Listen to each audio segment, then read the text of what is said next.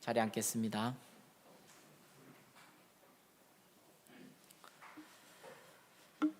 복음 중에 복음은 하나님이 우리를 사랑하신다는 것입니다. 그래서 하나님께서 원하시는 것이 있습니다. 그것은 우리의 행복입니다. 이 땅에서 행복한 삶을 풍성하게 누리고 살다가 그 삶이 이어져서 천국에서 영원한 행복한 삶을 살게 하시는 것, 이것이 하나님의 바라시는 것입니다. 그리고 그 행복에 필요한 모든 것을 공급하셨습니다. 이미 공급하셨고, 그리고 지금도 공급하고 계십니다. 성경의 모든 역사가 그 하나님의 사랑을 나타내는, 그리고 이 기록된 말씀은 우리에게 그 사랑을 표현하시고 우리의 행복을 위해 주신 말씀입니다. 하나님의 약속이 우리의 행복을 위해 주신 것이고, 하나님의 명령도 우리의 행복을 위해서 주신 것입니다. 그리고 이것을 복음이라 그래요. 굿 뉴스라 그럽니다. 그래서 하나님의 말씀이 굿 뉴스예요.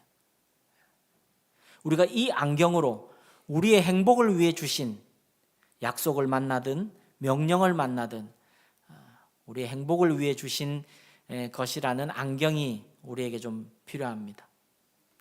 심지어는 말씀 중에 이 명령은 참 무겁다, 이 과연 가능할까, 그렇게 다가오는 명령이라 하더라도 우리의 행복을 위해 주신 것이 분명합니다.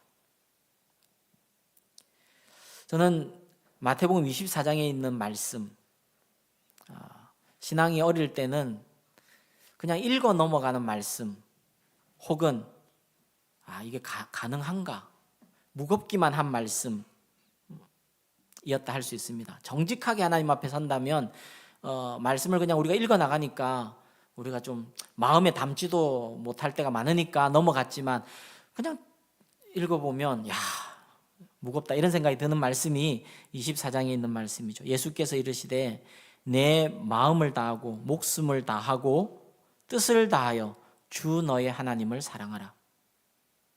이것이 크고 첫째 되는 계명이다. 이거 있으면 다 있는 것이고 이거 없으면 아무것도 없는 것이다 라는 의미인데, 하나님을 사랑하라 이렇게 얘기 안 하시고 마음을 다하여 사랑해라, 목숨을 다해 사랑해라, 뜻을 다해 사랑해라. 과연 가능할까? 무겁고 부담스럽기만 했습니다. 저도 예전에는. 지금도 여전히 무거움이 없진 않지만, 이 명령의 무게가 내가 감당하기에는 무거움이 없지 않지만, 그러나 지금은 제게 또 달콤한 복음으로 들립니다. 왜냐하면 하나님이 이렇게 명령하셨다는 것은 하나님이 먼저 우리를 마음을 다해 사랑하셨고, 목숨을 다해 사랑하시고, 뜻을 다해 사랑하시고 있다 하는 선언이기도 하기 때문에, 내가 너희를 그렇게 사랑했으니 너희도 나를 사랑할 때는 그렇게 사랑해야 된다 하는 명령이 저는 복음으로 들립니다. 정말로 그 사랑을 드리고 싶고 그렇게 하고 싶은데 그렇게 되지 않을 것이 답답하고 안타까울 따름이지, 정말로 그렇게 되고 싶은 소망으로 살고 있습니다. 또 하나 이 말씀이 명령인 이유는 저는 이렇게 받아들여집니다. 넌 나 사랑해도 된다. 괜찮다. 날 사랑해라. 왠지 그런 생각이 났어요. 제가 청년 때, 여러분은 그런 경험 없습니까? 누구를 좋아하고 싶어요. 너 좋아해졌어요 이미. 근데 그 이성이 저를 싫어해요. 자기를 좋아해 주는 거에 대해서 부담스러워해요. 그런 경험 없으셨습니까? 전 좀 있었습니다. 그래서 공식적으로 차인 것만 3번. 내가 좋아한다니까 너무너무 부담스러워하는 거예요. 날 좋아하지 말아라. 난 싫다. 근데 하나님께서 넌 나 사랑해도 된다. 오히려 사랑해라. 내가 기쁘다. 이렇게 말씀해 주시는 게 저는 또 복음으로 들렸습니다. 여러분, 어떤 말씀이든 신앙생활을 할 때 약속이든 명령이든 이 안경으로 보셔야 됩니다. 하나님의 말씀은 우리의 참 행복을 위해 주신 것입니다. 이해가 되면 이해되고 믿고 따르는 것이고, 이해가 안 돼도 믿고 따르는 것입니다. 우리의 지성에 한계가 있기 때문에 그런 거죠. 참 행복을 위해서 우리가 연초부터 배우고 있는 것은, 우리의 참 행복을 위해서 자기 사랑은 죽이고 하나님 사랑함은 살려나가는, 이게 우리의 참 행복을 위한 것이다 는 것이죠. 우리 제자들은 굉장히 지금 이 메시지가, 목사님은 지금도 이 메시지 전하고 있냐 이렇게 생각될 정도로, 제가 이걸 2008년에 전했거든요, 얘네들한테. 그러니까 조금 있으면 이제 한 20년째 외치고 있는 겁니다. 근데 이것만 줄기차게 한 건 아니고 한 5년에 한 번씩 하는 건데, 이제 여기 아다리가 걸린 거예요. 저는 신앙생활 한마디로 이렇게 생각합니다. 신앙생활은 내 참 행복을 위해 하는 것인데, 자기 사랑은 죽이고 순전한 하나님 사랑은 살리는 것이라고 규정합니다. 굽비디다스는 죽이고, 죽어있는 굽비디다스의 죽음을 실천하고, 그리고 하나님 사랑은 살리는, 이게 신앙생활입니다. 하나님 사랑이 우리 영혼에 부흥되고 살아날 때 자기 사랑은 시듭니다. 자기 사랑이 점점 살아나고 기승을 부리고 살아날 때 하나님 사랑은 메마릅니다. 그러니 하나님 사랑과 자기 사랑이 같은 거예요. 제가 이 부분에 대해서 전에 한번 칼럼을 썼나 그랬죠. 그때 우리 성도님 중에 한 분이 이런 질문을 했어요. 신자는 자기를 사랑하면 안 되나요? 네, 좋은 질문입니다. 신자는 자기 사랑하면 안 되나? 자기를 사랑할 줄 아는 사람이 남도 사랑할 줄 아는 법 아닙니까? 그리고 이게 이 시대의 메시지잖아요. 그죠? 네, 일리가 있습니다. 제 답은 이렇습니다. 신자든 비신자든, 교회 다니든 안 다니든, 누구든 자신을 올바르게 사랑할 수 있으면 행복합니다.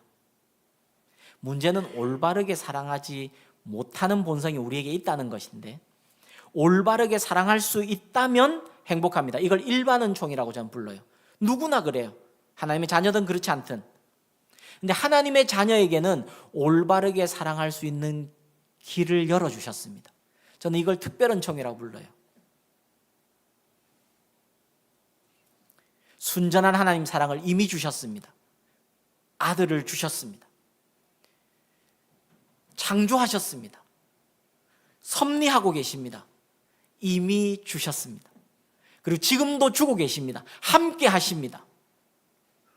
하나님 사랑이 이미 우리에게 있고, 그 순전한 사랑을 우리가 받고 누리면서 그 사랑을 흘려보내줄 때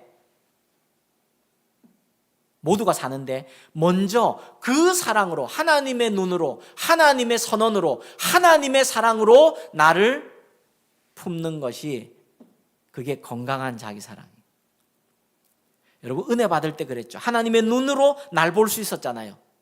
아, 나 같은 죄인을 사랑하시는 그 하나님 앞에 우리가 살아난 거예요. 그러니까 그 순전한 사랑으로, 하나님 사랑으로, 까리타스로 나를 사랑하고, 하나님 사랑의 축에서 나를 사랑하고, 그렇게 할 때 자신도 건강하게 사랑할 수 있고 이웃도, 가족도 올바르게 사랑할 수 있으니, 하나님 사랑, 이 순전한 사랑이 신앙의 핵심인 거죠. 근데 문제는 뭐냐? 사람은 자기를 사랑하면 안 돼, 신자는 자기를 사랑하면 안 되냐? 그럴 때 문제가 뭐냐면, 사람은 본성적으로 자기를 어리석게 사랑하는 존재라는 거예요.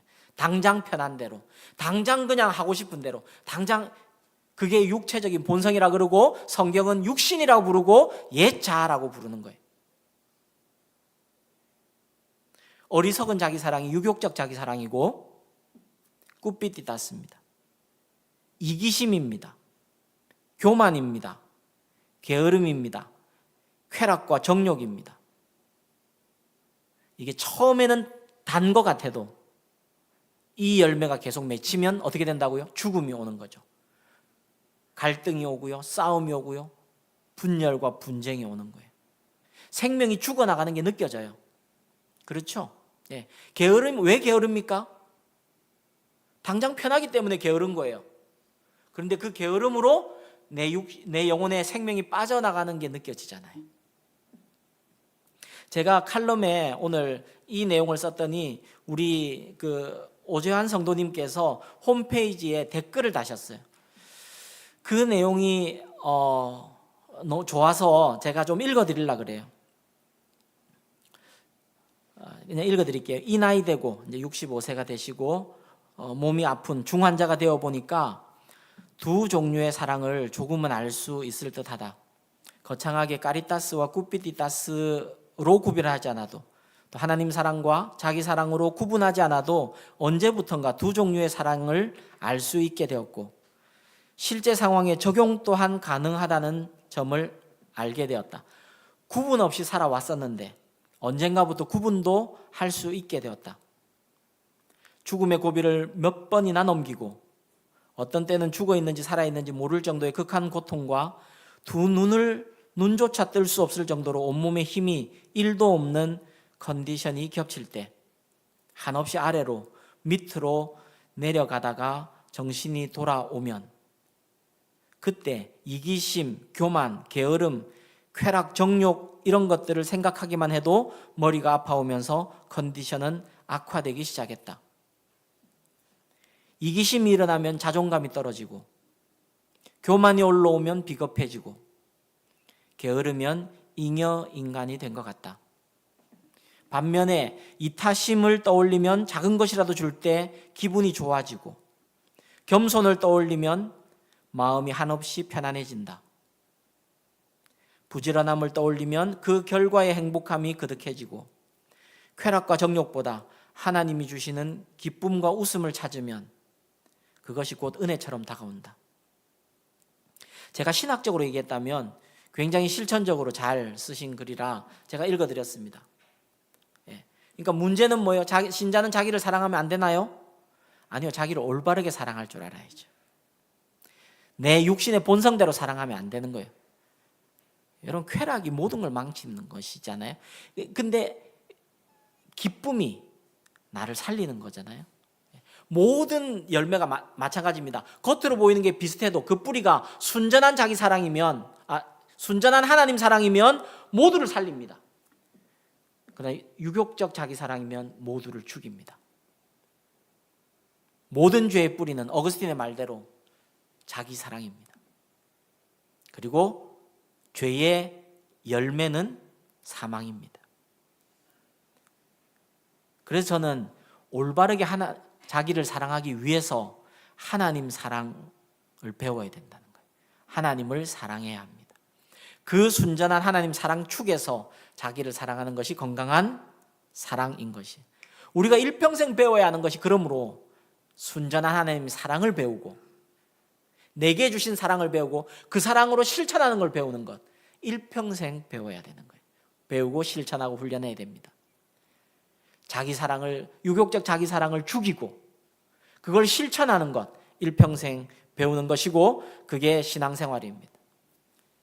하나님을 사랑하는 그 사랑의 축에서 자신과 이웃과 가족과 교회와 모두를 사랑하는 것을 배우고 실천해야 합니다. 참 행복을 위해서. 여러분, 이 안경으로 자기를 분별할 줄 알아야 하고요, 세상을 분별할 줄 알아야 돼요. 일어나고 있는 모든 일이 사실은 이 안경으로 보면 해석이 됩니다. 특별히 지금 어지러운 이 시대에 여러분, 세상을 분별하려면 이 유욕적 자기 사랑과 순전한 하나님 사랑, 물론 하나님을 모르는 사람은 순전한 하나님 사랑이 없죠.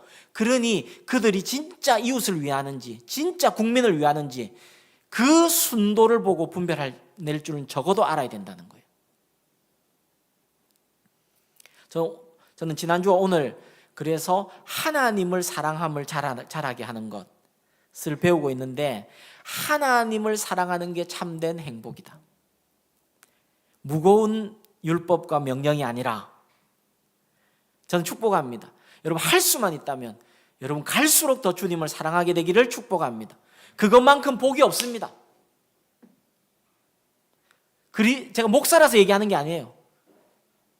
이게 영적인 비밀입니다.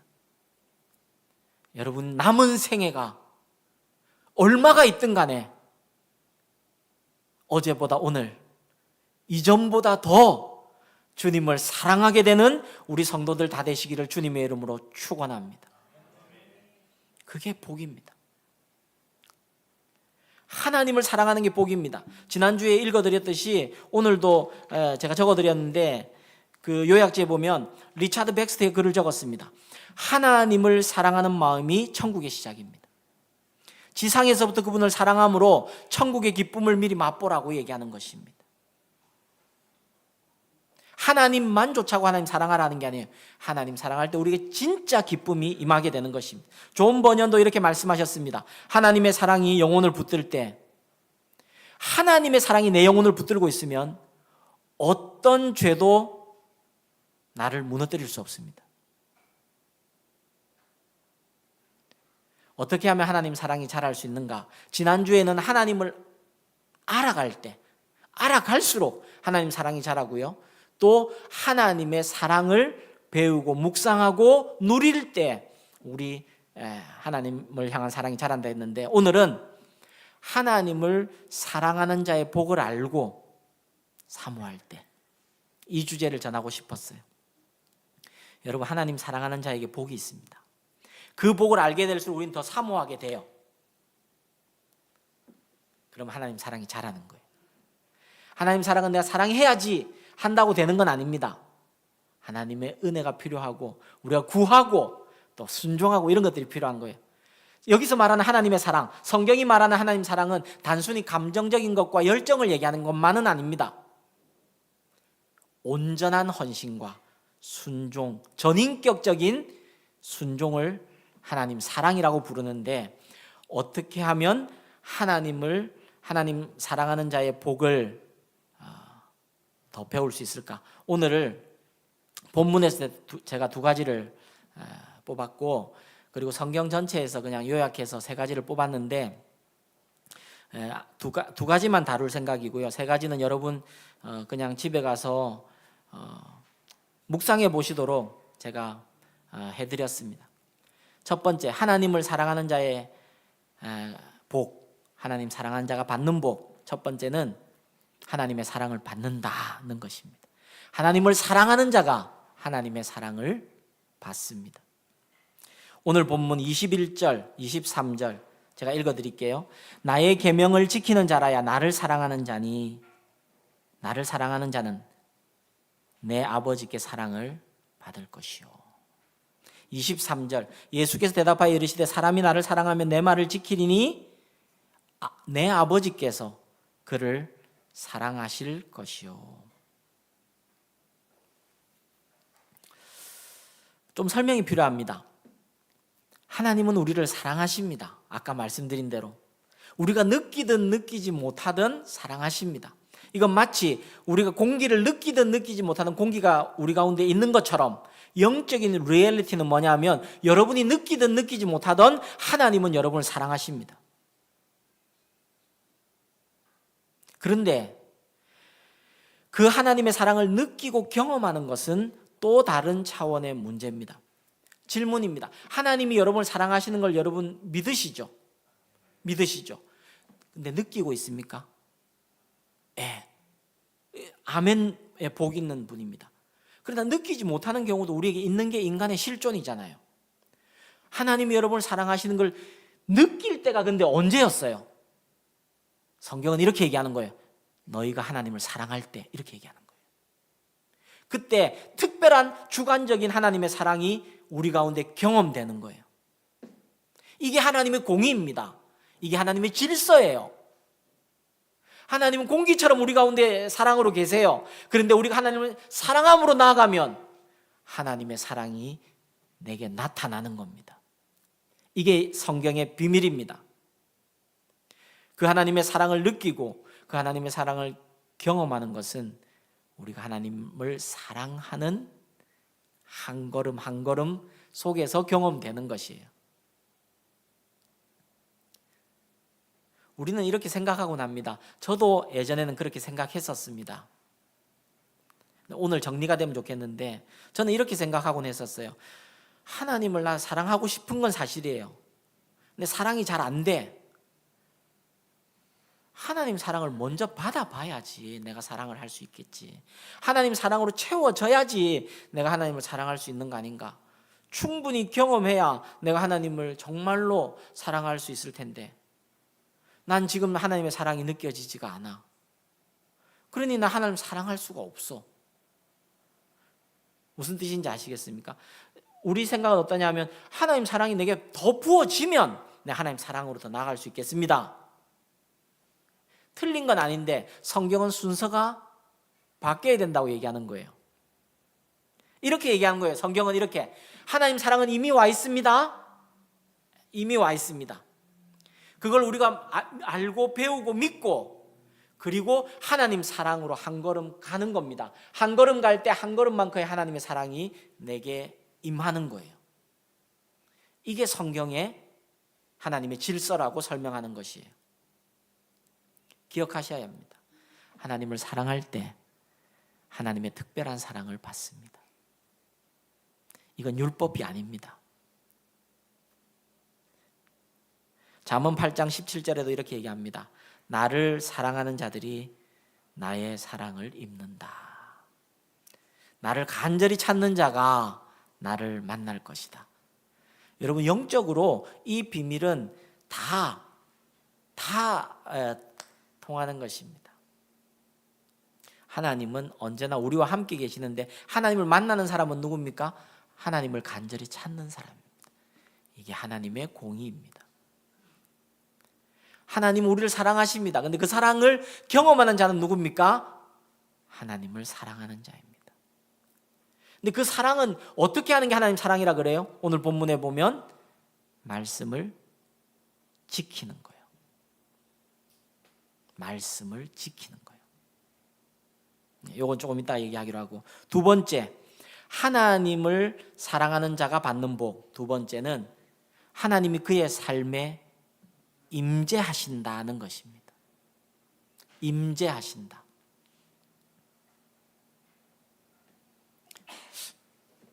같이 한번 해볼까요? 하나님이 그의 삶에 임재하신다. 이 임재를 그냥 우리가 알기 쉬운 말로, 그러니까 하나님이 이렇게 같이 하시는 거예요.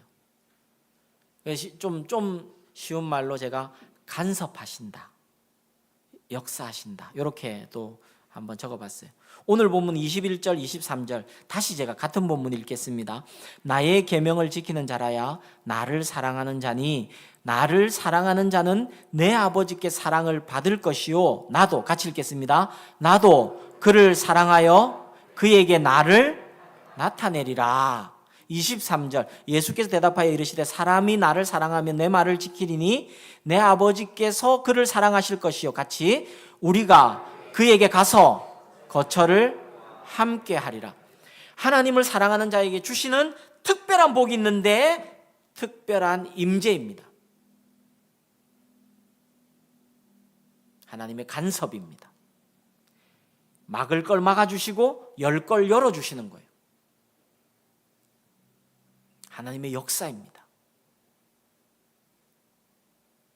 하나님은 당신을 경외하고 사랑하는 자에게 간섭하시기를 기뻐하십니다. 함께 하심을 나타내 주시는 거예요. 어떻게 해요? 영혼으로, 삶의 일상에서, 특별히 하나님의 자녀들이 모인 이 예배에서 하나님의 임재가 나타나는 거예요. 그러니 여러분, 우리 삶에 하나님이 함께 하시는 열매들이 정직하게 우리를 살필 때 나타나지 않으면 하나님 사랑을 점검해 봐야 합니다. 하나님이 간섭하지 않으시는 것 같아요. 하나님을 느낄 수가 없어요. 그냥 혼자 일주일을 아등바등 사는 것 같아요. 어디서 도움이 안 와요. 기도를 거의 안 하기도 하고, 기도를 한다 해도 허공을 치는 것 같아요. 기도 시간에도 나 혼자 앉아 있는 것 같아요. 그러면 하나님 사랑을 점검해 봐야 됩니다. 그 하나님 사랑은 순종이라 그랬어요. 여러분이 지난 일주일은 어떠셨습니까? 지난 한 해는 어떠셨나요? 우리 삶에 하나님의 부인할 수 없는 간섭이 있었나요? 감사할 일입니다. 그리고 사실은 우리가 캐치를 못해서 그렇지 부인할 수 없는 간섭은 있었어요. 근데 그 캐치를 할 수 있는 사람이 누구냐? 하나님 말씀에 순종하는 사람이에요. 여러분, 근데 하나님의 간섭이 없었던 분들 오늘 잘 들으세요. 우리 같이 기도하는 거예요. 하나님, 제가 가난합니다. 하나님, 제가 가난합니다. 영적으로 가난합니다. 하나님의 터치를 경험하고 싶습니다. 그게 신자의 영광입니다. 여러분, 이 설교 시간에도 짧게 외마디라도 간절히 하나님, 난 하나님의 터치가 필요합니다. 여러분, 이 험한 세상을 사는데 세상의 험한 모든 불화살들과 모든 환난들과 아픔들이 이렇게 수없이 쏟아지는데, 비처럼 쏟아지는 어려움 가운데 하나님의 방패가 필요하지 않습니까? 하나님의 은혜의 그 그늘이 필요하잖아요. 하나님이 초청하시는 거예요. 넌 내 사랑으로 돌아오라고. 할렐루야. 다른 게 가난해서 문제가 생긴 게 아닙니다. 우리 안에 하나님의 사랑이 회복돼야 되는 거예요. 하나님을 사랑하는 자가 받는 복, 세 번째, 네 번째, 다섯 번째는 그냥 적어드렸습니다. 로마서 8장에 보면 하나님을 사랑하는 자에게는 모든 것이 합력하여 선을 이룬다고 약속하셨습니다. 고린도전서 2장 9절에 보면 하나님을 사랑하는 자에게는 예비하신 복이 크다고 약속하셨습니다. 야고보서 1장에는 생명의 면류관이 약속되어 있다고 말씀하십니다. 야고보서 2장에는 영원한 나라를 주신다고 약속하셨습니다. 하나님을 사랑하는 자에게.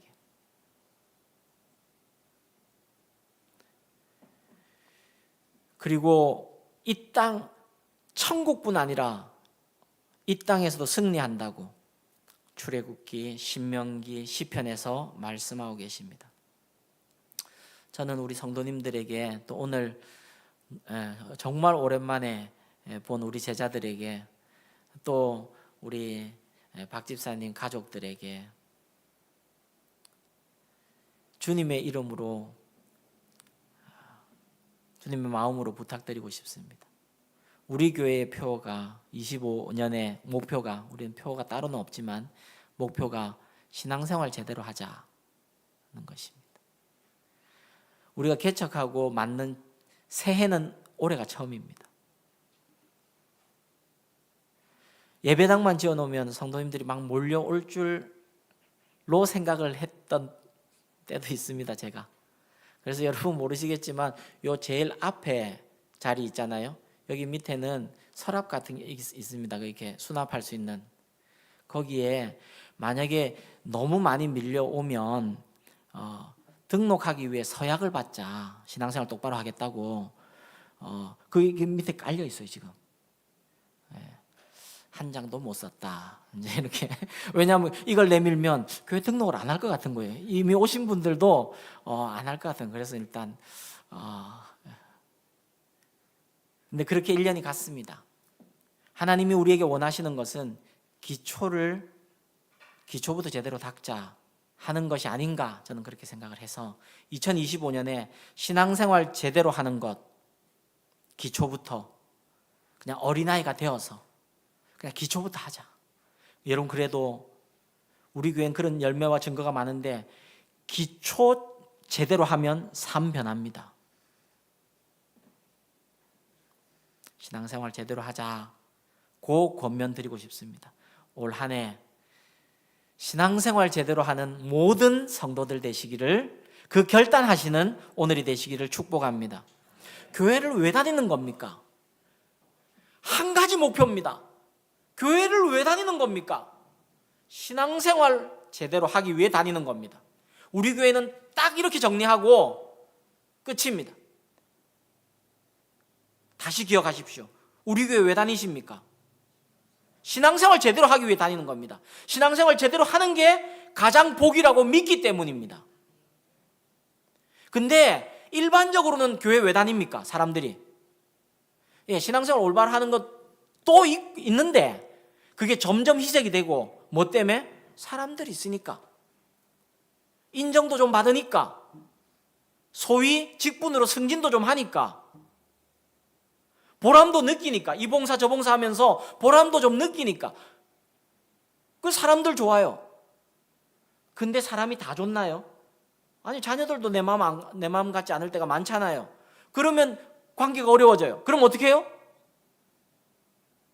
목표가 잘못됐으니까 그러면 시험 들고, 그러면 교회 떠나고, 교회가 나쁘다 그러고 이러는 거예요. 올 한 해 정리하십시다. 교회는 왜 다닙니까? 신앙생활 잘하려고 다니는 겁니다. 하나님 알고, 하나님 사랑하고, 사람답게 살고. 좋은 신앙인은 좋은 사람입니다.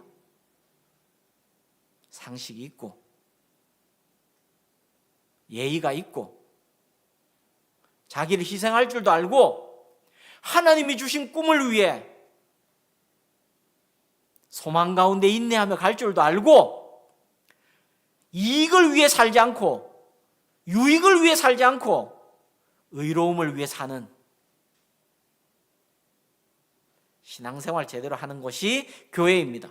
그렇게 볼 때 여러분, 만약에 우리 교회가 이 목표만 있다면 우리 교회만큼 좋은 교회도 흔하지는 않다. 안 그래요? 안 그래요? 뭐 어쨌든 이게 박자가 좀 잘 안 맞았지만 여러분이 진심은 알겠습니다. 여러분, 신앙생활 제대로 하겠다는 이 한 목표만 딱 가지고 교회 생활한다면 우리 교회만큼 좋은 교회도 그렇게 흔치는 않다.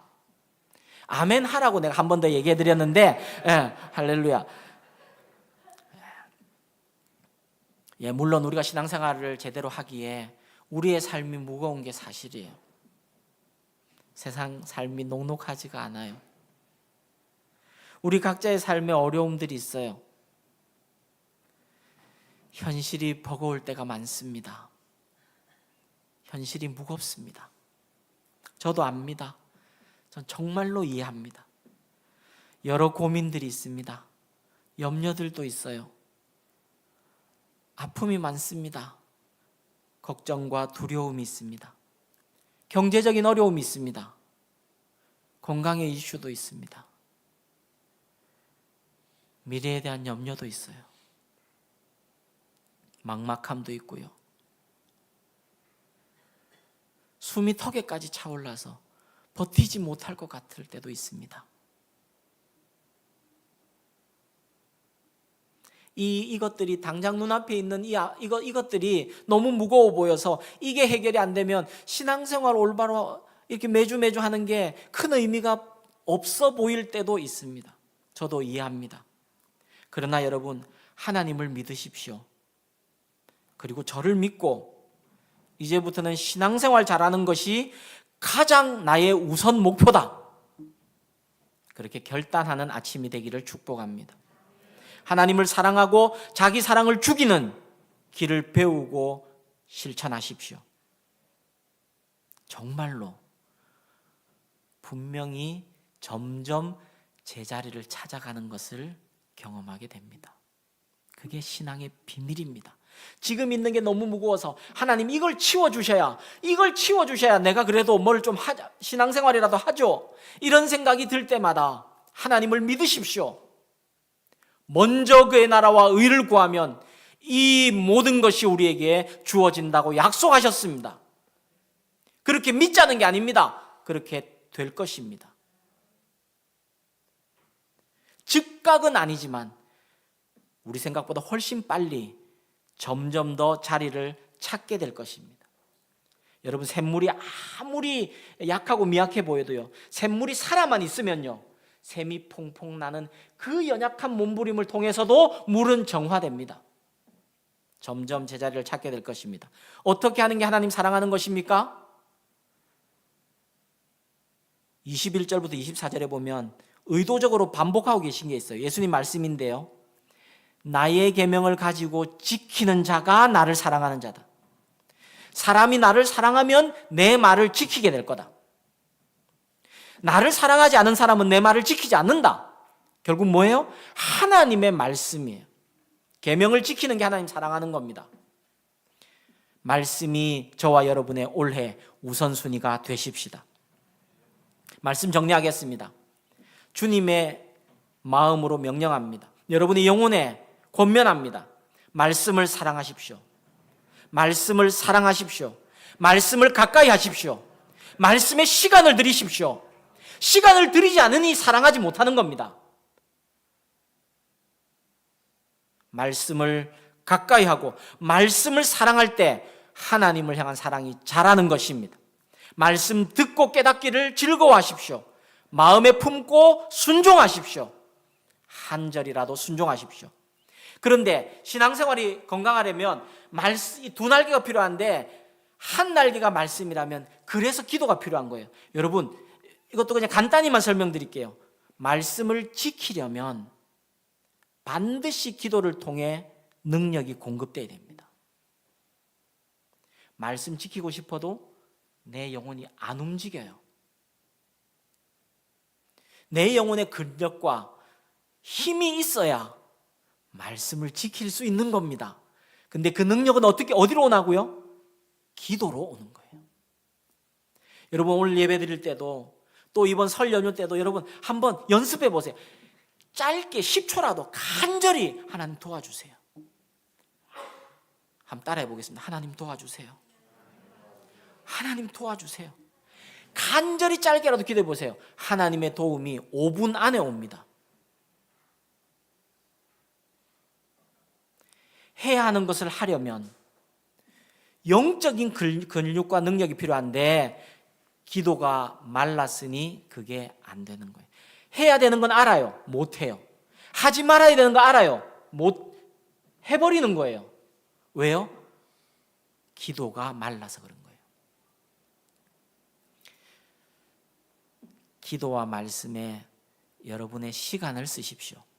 여러분의 몸을 쓰십시오. 그게 하나님을 사랑하는 길입니다. 하나님을 사랑할 때 그 복을, 하나님의 사랑을 개인적으로 경험하고 하나님의 간섭과 임재를, 특별한 임재를 경험하는 성도님들이 다 되시기를 주님의 이름으로 축원합니다. 우리 찬송가